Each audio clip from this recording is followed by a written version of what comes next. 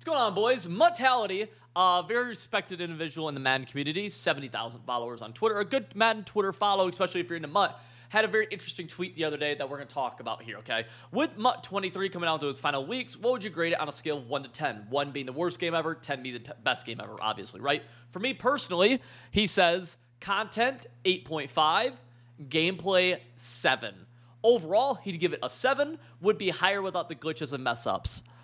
Whoa! Let's relax. Let's think about what a 7 means.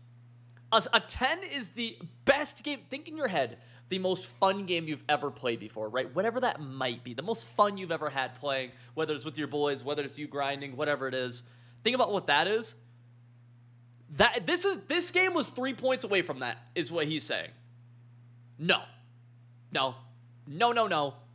Because this game was not 2 points away from almost being that, and it was not 1 point away from almost being that, okay? This game's not a 7. This game's not a 7. Let's be very clear about that. The game's not a 7, okay? I'm going to talk about all my thoughts. Let's go through the replies a little bit real fast. Main things I want from 24, limit glitches, things not tracking properly, bring back weekly, monthly AP updates to keep meta fresh. Sure. Let's look through here. Content 9, creativity 9.5, execution 0, gameplay 5. Content 8, gameplay 6. I think that's high. Content 8.5. The reason I quit early. 3 out of 10. I think 3 out of 10 is a little too low. All right, and then Niner. This is Niner right here. Not a lot of Bears. No Fields at 99. Unacceptable. Niner posts a 98 overall. Justin Fields at corner. Obviously, the dude meant quarterback, but anyways. Wants weekend league back. Probably a 4. So this is where I agree. And we're going to talk about why. So basically, let me just full screen myself here, boys. We're just going to have a conversation with me and you, all right? This game, from the get-go,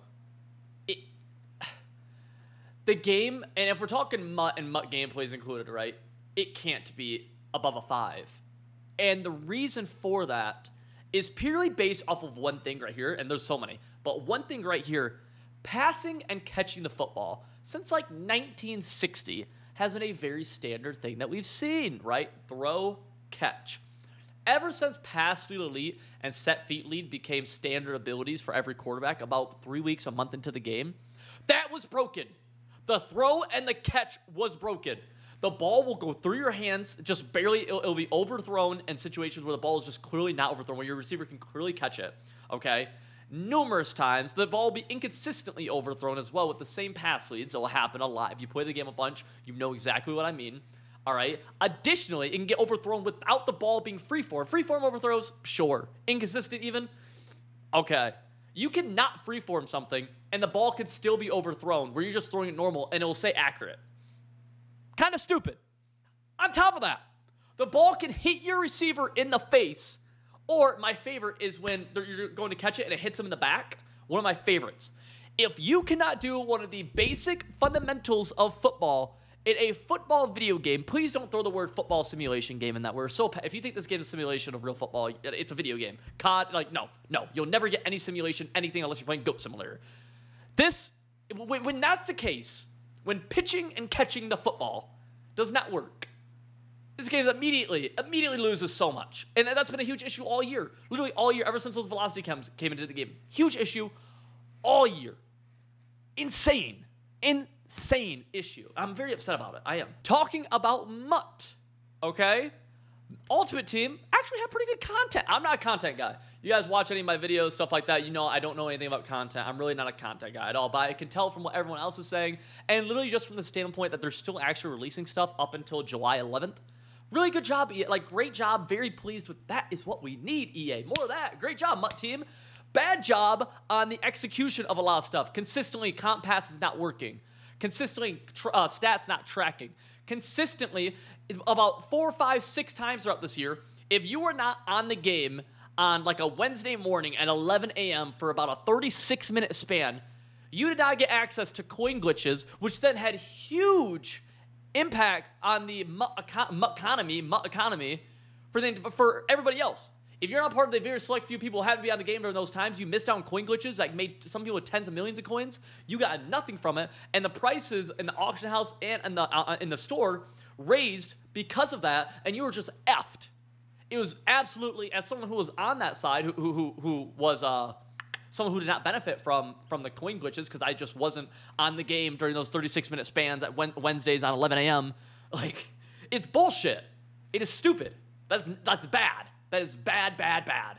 Okay? It's just how it is. It's bad, right?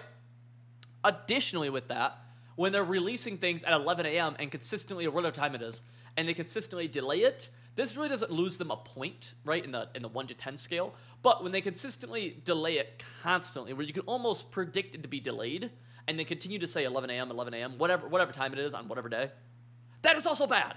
Like, that is, come on. Like, in that case, with those two things by itself mean that MUT can't, or content, whatever, can't be 8.5. It can't be. And not even, like, going in that mortality. But, like, it has to be low. It has to be low because those are just basic things, right? On top of that, we've played the first 4 months, first month or so of this game where we just didn't get trophy packs for winning Super Bowls. And the reason that's important is because winning Super Bowls was the only important thing in MUT, because there's no competitive game mode anymore that anyone cares about, because they took out Weekend League with Weekend League rewards. So for about a month, the game was, during Prime Madden season, which I believe it was September this happened? I might be wrong. I think it was September. During Prime Madden season, the game just didn't make sense to play. Why would I play a season? For some MUT coins? Okay. And then, like, oh, no, I'm not playing for MUT coins. And then on top of that, while they did actually do a good job, I believe, and you got the trophy packs that you should have gotten, I believe, or I think a lot of people got them, but maybe not everybody did. They didn't actually tell us that we would get our trophy packs that we missed out on. So a lot of people just didn't play, because I did not play MUT seasons during that time, because I had no faith in EA giving us our trophy packs, right? Because why would I? Why would I have faith in that? They never said they would. I assume they didn't say they would because they weren't going to. Props to them for doing it. But, like, come on. What are we doing? Why are we, like, On top of that, let's go back to gameplay really fast. I don't know if this is a content one or gameplay one. For about 14 days in, I want to say October, there was a flashing Dickerson that made my screen give me headaches. And I could not record. My job, I'm biased in this one. This one really pisses me off. I'm biased in this because I record. And this was also during a time where there was like a freeze glitch or something. I remember there's something like a freeze glitch or a lot of DCs happening this time, where every game I'd get into, my screen would flash when I would see my opponent's dick on the field, or I'd just get like DC to freeze glitch immediately. This happened for about 2 weeks, and and EA would say nothing about it. What are we doing? That can't, like, I don't know if that goes into gameplay or content or both. I don't know. But, dude, no. And the reason I got pissed off recording was because I'm not going to put that in a YouTube video. That YouTube video is going to suck. No one wants to watch the screen flashing where you're about to freaking seize up watching a YouTube video, or me just dealing with, I'm losing my mind playing the game because my head, like, I'm literally being bothered by the screen flashing at me. Like, it's genuinely pissing me off. I don't know if it was bothering me or if I was just getting pissed off. I don't know, but it's like, no, the game, like, it's bad. It's like, it was bad. And the thing is, with everything I just said, and I have let me see, I have a couple of things. Oh, the other thing I wanted to touch on is I think, look, I am somebody whose life revolves around this game. Literally, I make my living off of John Madden football. I love Madden. The ability system is hilariously too complex. It is so, like, it's so extra, where I don't know how someone who plays the game casually can keep up. I can't keep up, and I do not play the game casually. I play MUT kind of casually, low-key. But I don't know how people keep up. Anytime there's a card release, I have no clue if that card, what abilities that card's going to have for what AP amounts. And I don't know if they had a plan and just had to go off track or what it was, what happened this year, but it got bad. And abilities aren't going away, and they're not even going to take a step back, but somehow it has to become simpler. Because literally never do I know what abilities a card's going to have unless I look at that specific card. There has to be some uniformity, something like that. Some system where the cards and the abilities make sense, okay? And here's the thing. Nothing, except for, I guess, the ability thing, nothing I've said so far in this video is an opinion. everything is fact. A lot of times you'll hear people make these videos or make these tweets or whatever, and it's very opinion-based. It's what they liked and what they didn't like. I've only said, like, legitimate facts. Flashing Dickerson is not an opinion. Flashing Dickerson was on my virtual gridiron, all right? The trophy, like, nothing's been an opinion so far except for the ability system, which I think is pretty accepted, but, right? With all those things, the game can't be almost a 10, right? It can't be a 7. It can't be an 8, can't be a 9, it can't be a 10. Maybe a 6. I have it at a 5. A 5 or a 4. I have it probably a 5. Probably a 5. I really, on some opinion pieces, I really love the idea of freeform and hope that they improve it for this upcoming year. They have to make throwing and catching the ball work. And a lot of the issues with, even with zone cover, really a lot of the issues in this game, man, really fast, come from the game not being like built to use pass lead and set feed lead. Velocity chems ruin this game. They make defensive players dumb out, and they make the ball hit off your face because the ball travels too fast for the player to react.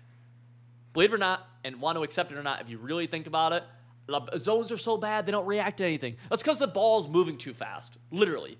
Because you can't, if you are a good Madden player, you can pass without velocity chems. I've done it. There's videos of me doing it. I've done it numerous times. I've beaten halfway decent players doing it. Obviously, if you play someone with a velocity chem and you don't have one, you're at a huge disadvantage. But you can score touchdowns on people without it. Okay? I think that needs to get out of the game, but it never will, obviously. And that's I don't even want to go down that rabbit hole of that stuff. I really, really do think freeform is a really awesome addition overall, especially in what it's supposed to be and what it can become, I believe. I didn't see a ton of promising things in the beta from it, but we'll see. Beta and the actual game are way different in Madden 24, so like I'm not saying that I have not played Madden 24, but the beta and the actual Madden games are never the same. That's a huge deal. I personally don't like a man coverage meta, so that just knocks it down for me from a gameplay standpoint, and that's just the fact of I just don't like man coverage metas. I think they're really boring, but if you do, that's super fine. I will say I have a huge complaint with this in that I released Spinner and Gun Tight within the first 3 days of Madden 23. Both of those were out on my website, civil.gg. I was using both of them. Okay? Those exact offenses and defenses and the exact plays are essentially still the best offense and defense in the game, and it's not close. Like, it really isn't. Tight is a part.